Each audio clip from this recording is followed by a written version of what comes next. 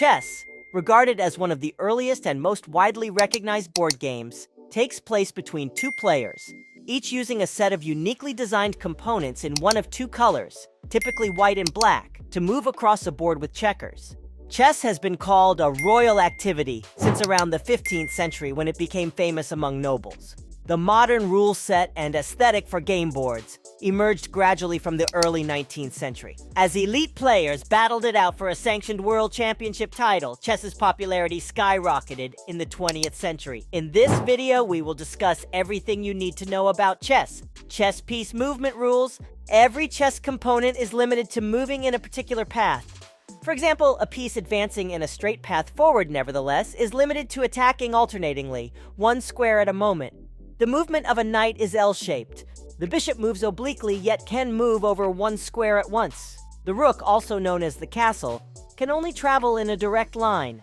However, it can go ahead, backward, or to the sides. The queen, the strongest component in the game, can travel in any manner for a wide range of squares. But it cannot move in every direction in the same move. And the king progresses with dignity, one square at a moment, in any given direction. The double square pawn advance. You have the option of moving the pawn that is ahead of both the king and the queen forward by 2 squares. A pawn is only able to move 2 squares when it first moves, after being placed. This paves openings for your bishops and queen to get into the action and take their positions. They travel in a diagonal pattern, and if pawns are in their path, they cannot advance onto the playing field. The art of calculation in chess. When playing chess, it is important to always consider several steps in advance, which is what is meant by the phrase calculating. It is a quality that must continue to improve for you to progress in your game. It must be worked on and perfected through time, but in the end, it differentiates a decent player from an outstanding one. Castling, the king's safety and rook's activation. Using the castling move, you can shift your king to a safer position while bringing your rook into the game simultaneously. When all of the squares between the rook and the king are empty, you can move the king 2 squares closer to the rook, while simultaneously moving the rook to a space on the opposite side of the king.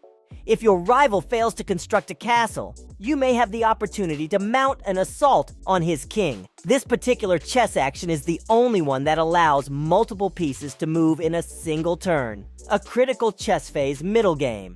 The middle game begins when all of your pieces, knights, rooks, bishops, and pawns, have been added to the board. At this stage of the game, you should contemplate strategies to seize your rival's pieces without giving up any ground. Get your hands on any component your opponent neglects to defend. Think and move success in chess.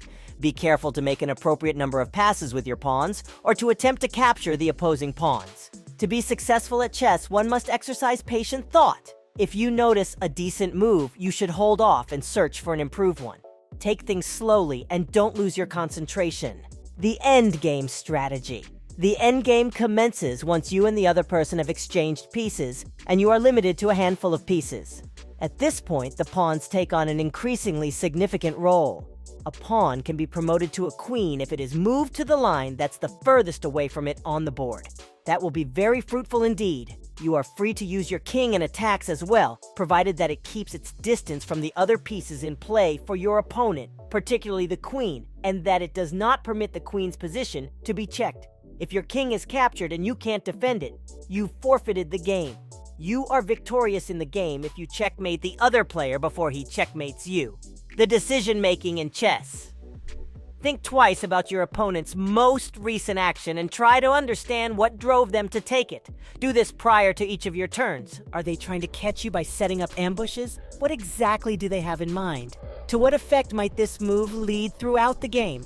After you get the responses to these concerns, it is time to choose a course of action. As you go through the game, carefully consider each step you make and do your best to anticipate the subsequent outcomes of each one. That's all for this video. Leave your thoughts on this moment. Also, take a minute out and subscribe to our channel. Stay tuned. See you soon.